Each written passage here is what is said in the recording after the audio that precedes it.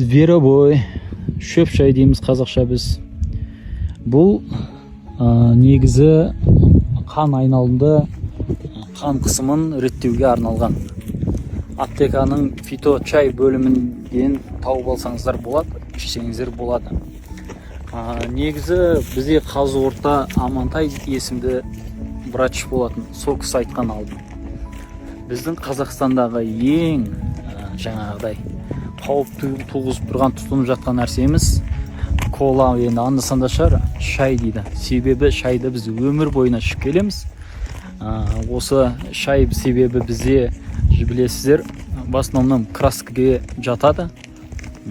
Жаңағыдай қымбат шайлар ғана болмаса, атак бұлай қолданыста жүрген, жалпы магазиндерде сатылып жатқан шайлардың 99%-99% олар жаңағыдай ешқандай пайдасы жоқ, зияны болмаса.